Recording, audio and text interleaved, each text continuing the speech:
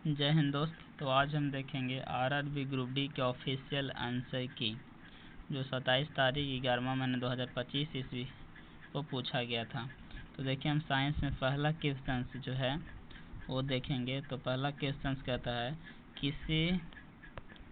किसी पिंड को ऊंचाई से गिराया जाता है, यह 3 सेकंड तक गिराया जाता है और जी का मान दिया गया है।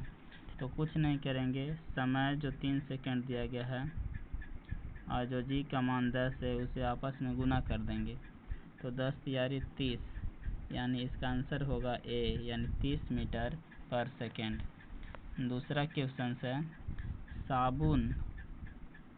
साबुन की मार्जन क्रिया में मिसेल की मुख्य भूमिका क्या होता है। तो इसका आंसर होगा कपड़ों से गंदगी और ट्रैप को हटाना।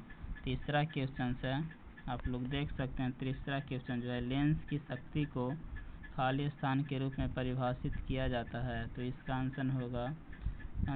आंसर होगा बी, मीटर में इसकी फोकस दूरी के व्युत्क्रम। ठीक है। चौथा क्वेश्चन जो कहता है कि निम्नलिखित कथनों में से कौन सा सही है। तो इसका आंसर होगा सी, किया गया कार्य बल की दिशा के आधार पर धनात्मक या ऋणात्मक हो सकता है। इसका आंसर होगा सी, इसका आंसर सी हो जाएगा। 5वां नंबर क्वेश्चन है, निम्नलिखित में से किसका उपयोग विलयन की सांद्रता को व्यक्त करने के लिए नहीं किया जाता है। तो इसका आंसर जो होगा वो होगा सी नंबर, यानी बिलियन का आयतन द्रव्यमान प्रतिशत। इसका आंसर जो होगा सी नंबर होगा, बिलियन का आयतन द्रव्यमान प्रतिशत। 6ठा नंबर क्वेश्चन कहता है अस्थमा मुख्यतः श्वसन तंत्र के किस भाग को प्रभावित करता है। तो इसका आंसर होगा सी, ब्रोंकी और ब्रोंकिओल्स। इसका आंसर होगा ब्रोंकी और ब्रोंकिओल्स। 7वां नंबर क्वेश्चन है, निम्नलिखित में से कौन सी धातु सक्रियता श्रेणी के मध्य में निष्कर्षित की जाती है। तो इसका आंसर होगा लोहा, सक्रियता श्रेणी के मध्य से निष्कर्षित किया जाता है। तो इसका आंसर होगा लोहा। 8वां नंबर क्वेश्चन है, जब मुद्रित सामग्री पर एक मोटी कांच की पट्टी रखी जाती है तो अक्षर उभरे हुए दिखाई देते हैं। इसका आंसर हो जाएगा प्रकाश के अपवर्तन, ए नंबर। ठीक है। 7वां क्वेश्चन जो है वो कहता है निम्नलिखित में से कौन सी धातु सक्रियता श्रेणी के मध्य निष्कर्षित किया जाता है। तो इसका आंसर तो लोहा हो जाएगा। 8वां नंबर भी हो गया था। 9वां नंबर क्वेश्चन है, जब जल और पोषक तत्व उपलब्ध होते हैं तो शैवाल खाली स्थान प्रक्रिया द्वारा तेजी से वृद्धि करते हैं।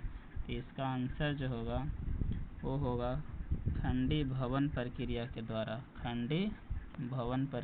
द्वारा तेजी से वृद्धि करते हैं। 10वां नंबर क्वेश्चन जो है आप देख सकते हैं, 10वां नंबर क्वेश्चन वो है क्या होता है। 10वां नंबर क्वेश्चन है, क्या होता है जब जिंक के छड़ को जलीय कॉपर सल्फेट के विलयन में रखा जाता है। तो इसका आंसर होगा कॉपर सल्फेट विलयन का नीला रंग फीका पड़ जाता है, यानी बी आंसर होगा, कॉपर सल्फेट विलयन का नीला रंग पीला पड़ जाता है। 11 नंबर क्वेश्चन है, निम्नलिखित में से कौन सा कथन सही है। और कथन 1 में कहा गया विभवांतर को वोल्ट में मापा जाता है, 1 वोल्ट 1 न्यूटन प्रति कूलम्ब के बराबर है। तो बी नंबर यानी दूसरा कथन गलत है और पहला कथन सही है। तो आप इसमें देख सकते हैं बी में आंसर है, पहला कथन सही है। तो इसका आंसर होगा बी। 12 नंबर क्वेश्चन है, वह कौन सी पोल्ट्री पक्षी है जिन्हें अंडे उत्पादन के लिए पाला जाता है। तो इसका आंसर होगा सी, यानी लेयर। 13 नंबर क्वेश्चन है, कोशिका विभाजन की किस विधि के द्वारा द्विगुणित गुणसूत्रों को अगुणित युग्मों में विभाजित किया जाता है। तो इसका जो आंसर होगा वो होगा बी, यानी अर्धसूत्री विभाजन। कोशिका विभाजन के किसी विधि द्वारा द्विगुणित गुणसूत्र को अगुणित युग्म में विभाजित किया जाता है? अर्धसूत्रीय विभाजन के द्वारा। 14 नंबर क्वेश्चन है, एक ध्वनि तरंग की आवृत्ति 50 हर्ट्ज है। एक तरंग पूरी होने में इसे कितना समय लगेगा? तो इसके बहुत सारे नॉर्मल क्वेश्चन आप बना सकते हैं। 0.02 सेकेंड। 15 नंबर क्वेश्चन जो है आप देख सकते हैं। 15 नंबर क्वेश्चन है, निम्नलिखित में से कौन सी जीवन प्रक्रिया प्रजाति विविधता लाने के लिए महत्वपूर्ण है? जीवन प्रक्रिया लाने के लिए महत्वपूर्ण कौन सा? तो लैंगिक जनन, यानी आंसर ये होगा। 16 नंबर क्वेश्चन है, वह प्रक्रियात्मक समूह जिसमें ऑक्सीजन विषम परमाणु नहीं होता है। तो इसका आंसर होगा हेलो एल्केन। जिसमें ऑक्सीजन विषम परमाणु नहीं होता है तो हेलो एल्केन इसका आंसर होगा। 17 नंबर क्वेश्चन है, निम्नलिखित में से कौन सा कथन स्थिर अनुपात के नियम का सर्वोत्तम रूप से वर्णन करता है? तो इसका जो आंसर होगा वो डी, किसी रासायनिक यौगिक के समान सदैव द्रव्यमान के समानुपाती होता है। 17 नंबर का आंसर जो होगा वो होगा डी। 18 नंबर क्वेश्चन है, निम्नलिखित में से कौन सा एक समान वृत्तीय गति का एक उदाहरण प्रस्तुत करता है? इसका आंसर होगा बी, नियत चाल से घूर्णन करती पंखे की ब्लेड वृत्तीय गति का उदाहरण है। 19 नंबर क्वेश्चन है, निम्नलिखित में से कौन सा पादप ऊतक प्रकाश संश्लेषण करता है? तो प्रकाश संश्लेषण के लिए उपयुक्त है हरित लवक, सी आंसर।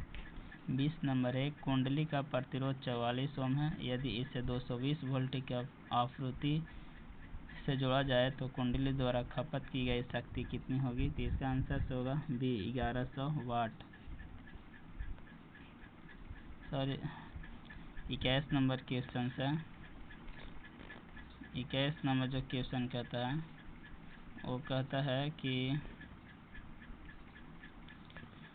ये पृथ्वी की परिक्रमा एक वृत्तीय पथ पर नियत गति से करने वाले उपग्रह की गति एक समान वृत्तीय गति का एक उत्कृष्ट उदाहरण है। इस गति का कौन सा गुण इसके त्वरण को शून्य होने से रोकता है?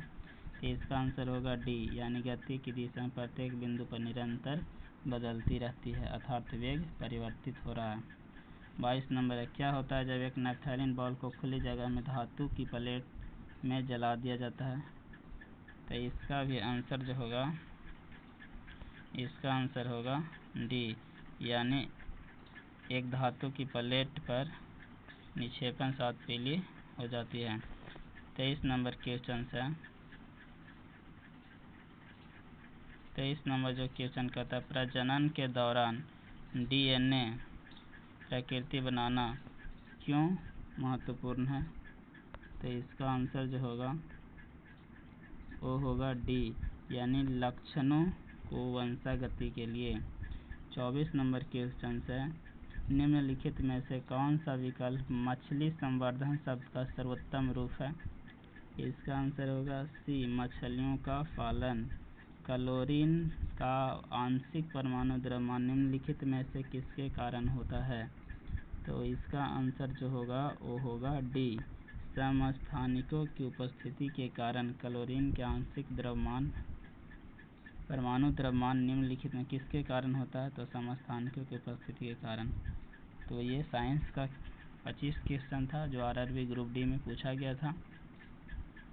तो नेक्स्ट वीडियो में रीजनिंग का आएगा।